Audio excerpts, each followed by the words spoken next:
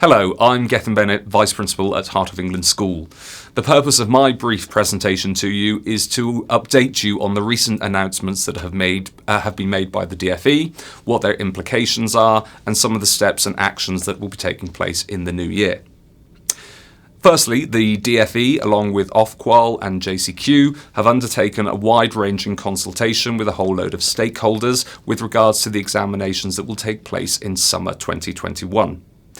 Because of the huge challenges and disruption that the current Year 11 and Year 13 students have faced, there are a series of measures that have been announced with detail on how these will follow next year.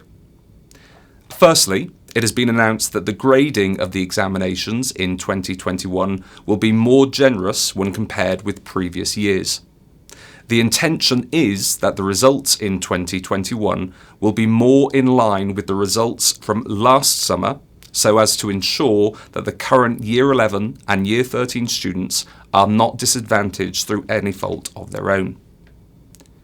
Recognising that across the country, schools will have delivered various examination syllabi differently, at the end of January 2021, schools and students will be given advance notice of some of the topics that will be in the summer exams.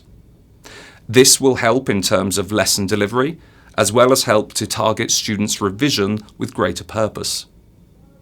In addition to this, in some subjects, additional supporting materials, such as formula sheets, will be provided to students in the exam.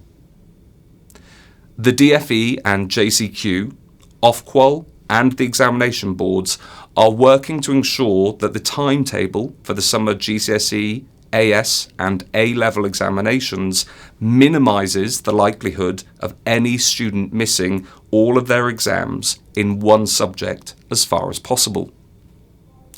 Should a student miss some or all of the papers in a subject, but have completed sufficient non-examined assessment as a result of sickness or the need to self-isolate, then they can still achieve a grade through the special consideration process. Normally, schools can request medical evidence from parents to support an absence where a school has a genuine cause for concern about the veracity of an illness. Students who miss any exams due to COVID-19 will be expected to provide evidence to support that process. Further information about what the evidence will be required to support applications for special consideration will be available closer to the exams.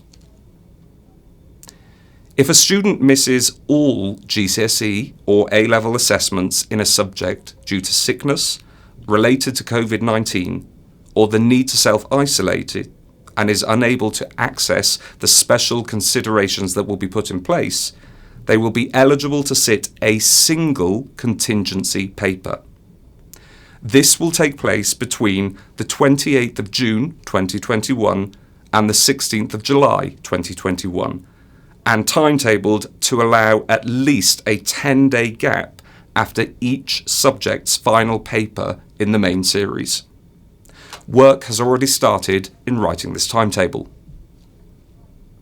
In the event that a student misses all of their GCSE or A-level papers in subjects during both the summer series and the contingency series with legitimate reason and does not have the required non-examined assessment materials required to access the special considerations process, a validated teacher assessment may be used to award the grade.